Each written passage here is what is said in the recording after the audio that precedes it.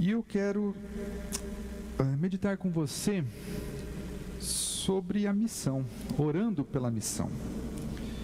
Nesse domingo, eu trouxe a mensagem, um ano para viver a missão.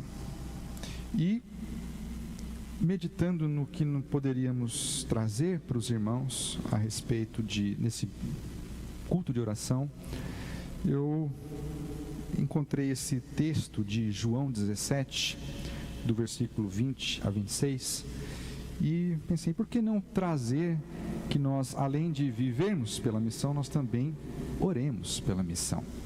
E aí, hoje eu quero falar com você sobre isso, orando pela missão. Então, eu quero ler com você o texto de João 17, o Evangelho de João, capítulo 17, eu vou ler dos versículos 20 ao 26. Então, essa é a oração de Jesus. Ele começa assim, lá no início do capítulo 17, depois de dizer todas essas coisas, Jesus olhou para o céu e orou. E aí ele vai falando, são muitas informações que temos aqui no texto, mas eu quero me concentrar no versículo 20 a 26, que fala assim, Jesus orando a Deus: não te peço apenas por esses discípulos, mas também por todos que crerão em mim por meio da mensagem deles. Minha oração é que todos eles sejam um, como nós somos um. Como tu estás em mim, Pai, e eu estou em ti. Que eles estejam em nós, para que o mundo creia que tu me enviaste. Eu dei a eles a glória que tu me deste, para que sejam um, como nós somos um. Eu estou neles e tu estás em mim. Que eles experimentem unidade perfeita, para que todo o mundo saiba que tu me enviaste e que os amas tanto quanto me amas. Pai, quero que os que me deste estejam comigo onde estou. Então eles verão toda a glória que me deste, porque me amaste antes mesmo do princípio do mundo. Pai justo, o mundo não te conhece, mas eu te conheço. E estes discípulos sabem que tu me enviaste. Eu revelei teu nome a eles e continuarei a fazê-lo. Então teu amor por mim estará neles e eu estarei neles. Vamos orar mais uma vez? Senhor nosso Deus, agradecemos a tua palavra, Pai, e peço que o Senhor me use para transmitir o que o Senhor colocou no meu coração. Esteja usando a minha vida para abençoar a vida dos nossos irmãos. A oração que eu te faço no nome de Jesus. Amém. Como eu disse, eu trouxe nesse domingo uma mensagem a respeito de viver a missão, um ano para viver a missão. E aí eu quero retomar um conceito que eu falei, que era o que é a missão. Porque se nós vamos orar por ela, precisamos só ter isso em mente, qual é a missão. E como eu disse no domingo, a missão da igreja é a sua participação e cooperação naquilo que Deus está, de maneira graciosa, fazendo redentivamente aqui na terra. Ou seja, a igreja, ela participa e coopera com Deus naquilo que Ele está fazendo neste mundo, redimindo todas as coisas por meio da sua graça. A igreja, ela faz parte da missão, porque ela é a agência de Deus no mundo. É através da igreja que o evangelho é pregado, é através da igreja que as pessoas ouvem a mensagem e assim são transformadas. Mas a igreja também, e isso é muito interessante, é o fim da missão, porque Deus está redimindo o mundo e separando um povo, uma nação, santa para adorá-lo. E esse povo, essa comunidade é a igreja. E nós precisamos lembrar que um dia Jesus voltará e então a igreja será levada junto com Cristo e nós estaremos com Ele para sempre. Ou seja, a igreja, além de ser por meio dela que a missão é executada, ela também é o fim da missão. E aí, nós, como discípulos de Jesus, precisamos olhar para Ele e ver o que Ele fez, ver o que Ele ensinou e seguir os seus ensinamentos e ter Jesus como nosso alvo. E aqui nessa oração que Ele faz, Jesus, essa oração é conhecida como a oração pelos discípulos. É interessante que Jesus, ele faz essa oração e antes dele ser preso, Jesus já estava nas suas últimas instruções, dando as suas últimas instruções para os discípulos. Então há um certo grau de urgência. Ele precisa passar essas informações, precisa dar essas instruções aos seus discípulos, mas ao mesmo tempo ele está confiando que Deus está cuidando e está dirigindo a sua vida, dirigindo o seu ser para a missão, para a obra que ele veio realizar. E nós como igreja precisamos ter isso em mente. Deus está conduzindo a igreja para a missão que Ele nos deu. Deus está soberanamente nos direcionando e nós temos que descansar de que a missão que Deus nos deu, Ele fará, Ele vai nos ajudar a cumprir. Então, nesse trecho que nós lemos, do versículo 20 até o 26, temos 4 pontos que eu gostaria de falar com vocês a respeito orar pela missão. Primeiramente, a igreja, ela precisa orar por aqueles que crerão. Veja o versículo 20, Jesus fala o seguinte: não te peço apenas por esses discípulos, mas também por todos que crerão em mim por meio da mensagem deles. Eu confesso que quando eu li isso pela primeira vez e eu entendi, isso encheu meu coração de alegria, de saber que há mais de 2000 anos atrás, o meu mestre, o meu Senhor, estava orando por mim. Isso me dá muita alegria, às vezes me emociona saber que Jesus orou por mim. Ele orou por você, Ele orou por cada um de nós. Nós estávamos na mente de Cristo quando Ele orava por nós aqui e quando Ele estava cravado naquela cruz. Nós estávamos no pensamento dEle. Então, precisamos fazer e seguir essa orientação de Jesus. Qual? De orar por aqueles que vão crer. Nós pregamos o Evangelho. Pregamos a palavra de Deus, anunciamos a Jesus para as pessoas, mas nós estamos orando por aqueles que entrarão nas nossas portas, nesta igreja, nós estamos orando pelas crianças que serão convidadas para estarem aqui. Nós estamos orando pelos amigos dos adolescentes que, pela graça de Deus, um dia estarão aqui conosco. Nós estamos orando, por exemplo, por este sábado, pelas pessoas que estarão aqui ouvindo o Evangelho. Jesus está nos mostrando que nós temos que orar por essas pessoas.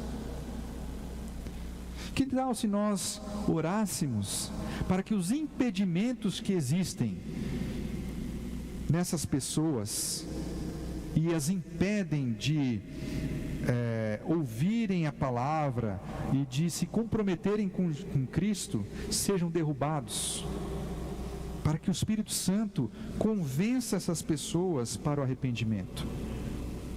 Precisamos orar pela vida dessas pessoas que serão impactadas pelo nosso testemunho, pelas pessoas que entrarão aqui. Vamos fazer um compromisso de orar por a vida dessas pessoas, pessoas que nós nem conhecemos, mas que Deus com certeza já sabe, já conhece. Então nós precisamos orar pela vida dessas pessoas. Eu lembro de um exemplo, uma ilustração muito interessante, que reflete um pouco essa urgência de nós orarmos pela vida dessas pessoas que nós nem conhecemos. Tem uma história que diz que no caminho que levava até o céu, do lado tinha o lado onde ficava o lado do diabo e o lado do reino de Deus. E no meio desse caminho tinha um muro. E as pessoas que ficavam ali no muro sempre ouviam as pessoas do lado do reino de Deus falando: venha para cá, saia daí, não fique desse lado, venha para Jesus, venha para o reino de Deus, saia desse lugar, que esse lugar ele só leva para a perdição. E do outro lado, o diabo, os demônios, quietos, sem falar nada. E aí a pessoa que estava em cima do muro virou e falou: viu, eu estou vendo aqui as pessoas que estão do lado do reino de Deus me chamando para vir para o lado deles, para não ficar aqui, e vocês estão aí quietos e não falam nada? Vocês não vão também me chamar para ir para o lado de vocês? Aí o diabo virou para eles e falou: não vou, porque o muro é meu, eu que fiz o muro. Então, a urgência em nós chamarmos as pessoas, por quê? O fato de elas não se decidirem já mostra que elas estão nas mãos do inimigo. E nós precisamos orar e buscar todas as armas espirituais para tirarmos essas pessoas das mãos de Satanás. Nós temos que utilizar todas as armas que a palavra de Deus nos traz para enfrentarmos esse inimigo e proclamarmos o evangelho de Jesus, de salvação, para o maior número de pessoas. E nós precisamos fazer isso revestidos pelo poder da oração. O segundo ponto que eu queria trazer é: a igreja precisa pedir por unidade, pois assim o mundo crerá em seu testemunho. Veja comigo o versículo 21. Minha oração é que todos eles sejam um, como nós somos um, como tu estás em mim, Pai, e eu estou em ti, que eles estejam em nós, para que o mundo creia que tu me enviaste. As pessoas perdidas crerão no testemunho da igreja se virem que os cristãos estão unidos. Unidade aqui significa união em torno de um propósito, de uma missão. Claro que existem denominações que pensam sobre determinados assuntos diferentes, e nós sabemos de vários, mas temos que estar unidos num mesmo propósito de anunciar o evangelho, de pregar para o maior número de pessoas, de cumprir a missão que Deus nos deu. Apesar de nós estarmos separados no sentido denominacional, mas nós estamos unidos numa mesma missão: proclamar o evangelho aos perdidos. Quantas igrejas que estão com propósitos e agendas diferentes da de Cristo? Com muita tristeza, nós constatamos que as igrejas não estão unidas nesse propósito. Muitas estão interessadas em assuntos diversos, eleger os seus candidatos, avançar as suas pautas, criar associações para questões sociais. Isso é importante? É importante, mas o principal, a missão pela qual a igreja foi chamada, não foi esse. Mais uma vez, eu lembro aqui desse exemplo, que é o exemplo da nossa bancada evangélica. Nós temos uma bancada no Congresso que se diz defensora dos evangélicos, como se Cristo precisasse de defensores. Mas parece que há mais preocupação em assuntos relacionados a privilégios do que a defesa do evangelho mesmo. Recentemente, não sei se você viu, a bancada emitiu uma nota de repúdio porque o atual governo tirou um benefício fiscal para a classe dos pastores. Será que essa é uma preocupação que a igreja precisa ter? Será que é para isso que nós somos chamados por Cristo, por Deus, para nos preocuparmos com assuntos relacionados à tributação? Mas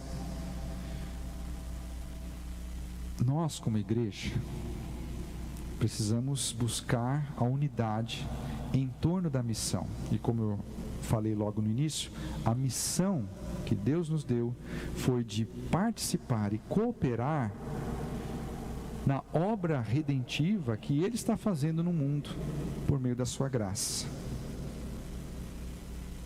Terceiro ponto, a igreja precisa participar da glória de Cristo. Veja comigo os versículos 22 e 23. Pai, eu lhes dei a eles a glória que tu me deste, para que sejam um como nós somos um. Eu estou neles e tu estás em mim. Que eles experimentem unidade perfeita, para que todo mundo saiba que tu me enviaste e que os amas tanto quanto me amas. Qual é a glória de Jesus? Jesus está falando, eu lhes dei a glória que tu me deste. Lá no versículo 4, no início do capítulo, Jesus diz assim: eu te glorifiquei aqui na terra, completando a obra que me deste para realizar. A glória de Cristo é cumprir a vontade do Pai, completando a obra para a qual Ele foi enviado, que é morrer e ressuscitar. Jesus completou a sua obra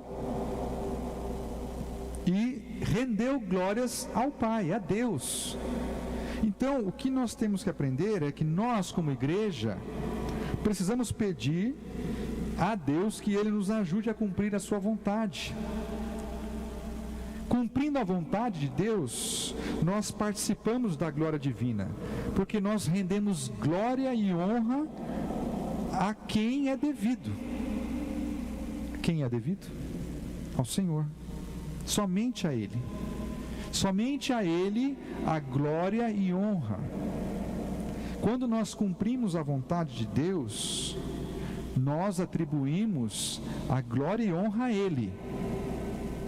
E ao cumprir a vontade dEle, a nossa unidade é perfeita. É o que Jesus disse no versículo 23.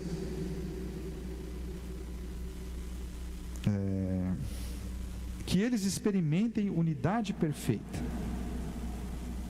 Quando nós participamos da glória de Cristo, que é cumprir a vontade do Pai, a nossa unidade é perfeita. Quando nós estamos mais preocupados em render honra e glória a Deus, nos esquecemos das picuinhas, nos esquecemos dos defeitos dos nossos irmãos, nos esquecemos daquilo que consideramos fator de divisão. Quando toda a igreja está unida em render glórias apenas a Deus, há unidade perfeita. Palavras de Jesus. Se nós perdêssemos o nosso tempo apenas glorificando a Deus, nos reunindo para render glórias a Ele, nós avançaríamos muito mais na missão que Ele nos deu do que avançamos até hoje. E por fim, o quarto ponto é: a igreja é transformada pelo amor do Pai derramado sobre ela.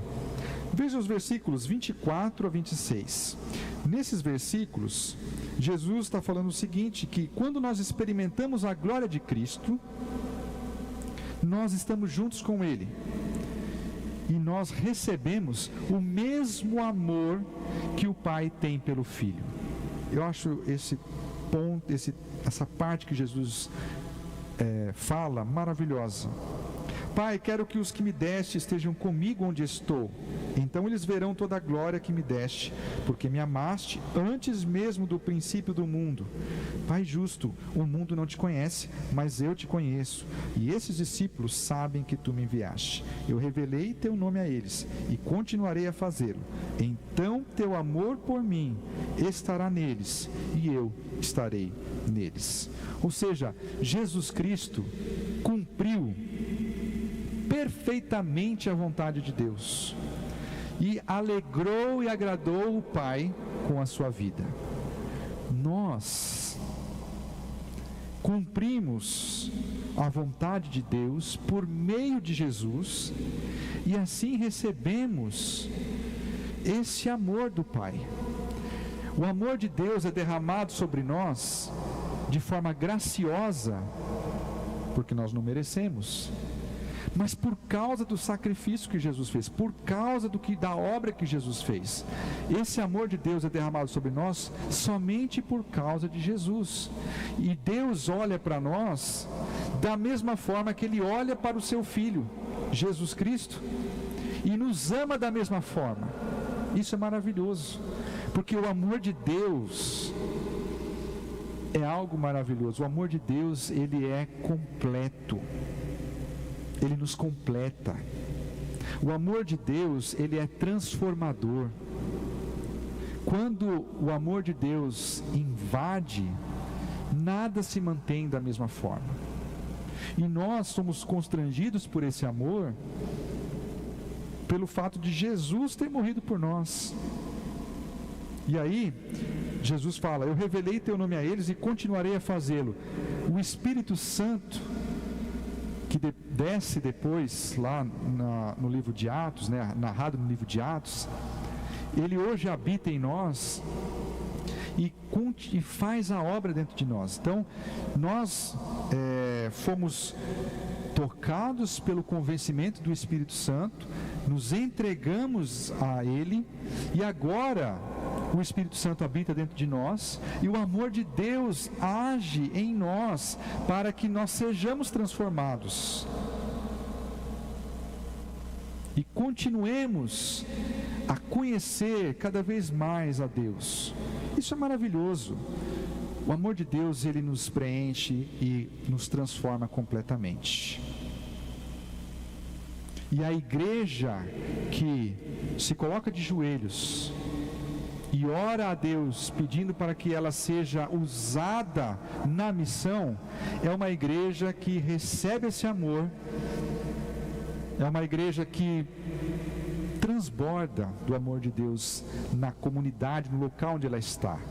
As pessoas que vivem aqui ao redor precisam ouvir e ver: nossa, essa é uma igreja amorosa, é uma igreja que você entra lá e sente o carinho, sente o amor de Deus transbordando na vida das pessoas.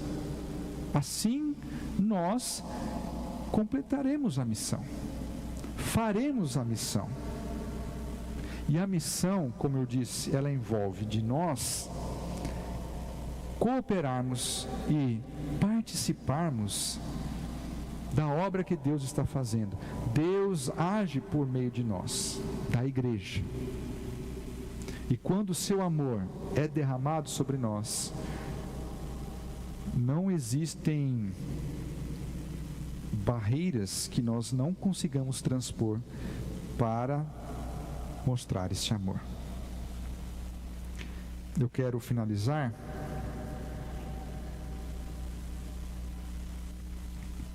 então lembrando, nós precisamos orar como igreja pela missão que Deus nos deu.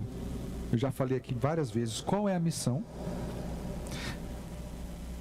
Mas nós precisamos orar como igreja, primeiro, para que pela vida daqueles que crerão.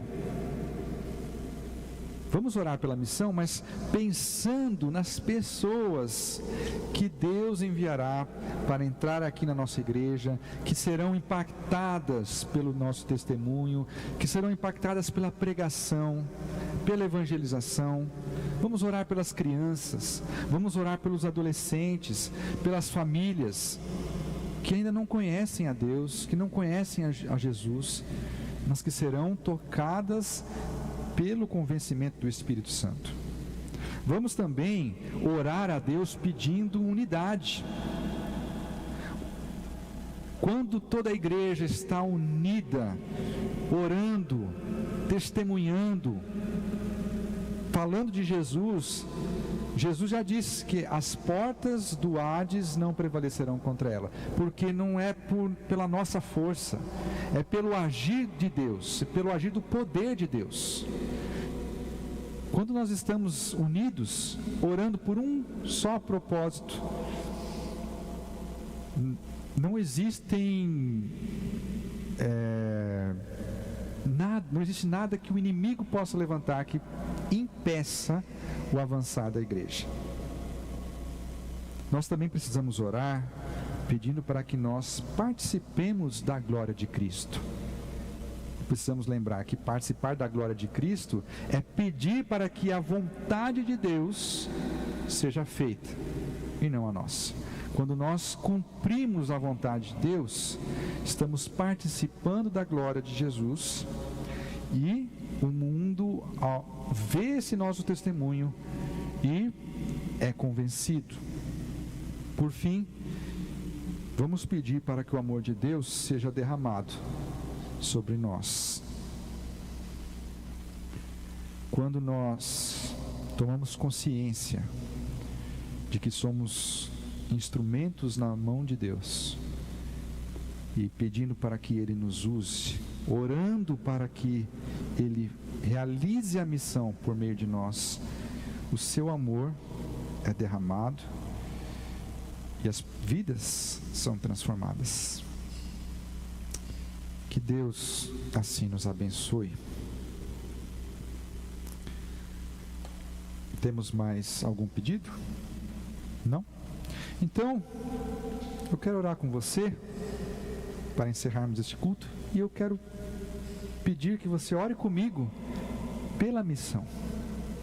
A missão que Deus deu para nós como igreja aqui nesse bairro, que você ore que Deus nos use cada vez mais e que nós cooperemos com Ele para alcançar essa missão.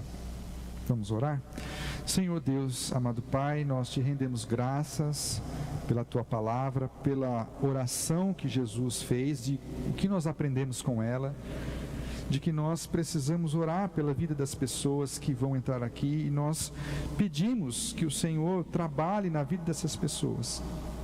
As pessoas que virão aqui nesse sábado, que o Teu Espírito já trabalhe no coração delas, preparando para receberem a Tua palavra, para que sejam convencidas de que precisam de Jesus, da sua salvação. Também, ó Deus, nós oramos como igreja para que o Senhor sempre nos dê unidade, para que o mundo veja que nós somos de Jesus, nós somos os discípulos de Jesus, que as pessoas vejam que somos unidas neste propósito, nessa missão. Também oramos, ó Pai, para que o Senhor nos ajude a cumprirmos a Tua vontade, participando assim da glória de Cristo, que é cumprir a vontade do Pai, a Tua vontade, Senhor. Que o Senhor nos ajude, nos capacite para isso.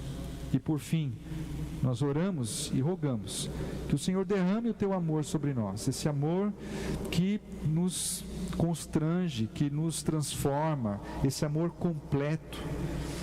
Nós rogamos que esse amor transborde nosso coração, que as pessoas vejam que somos uma igreja amorosa, uma igreja que mostra o teu amor. Que possamos assim, ó Pai, realizar a missão que o Senhor nos deu. É a oração que fazemos em nome de Jesus.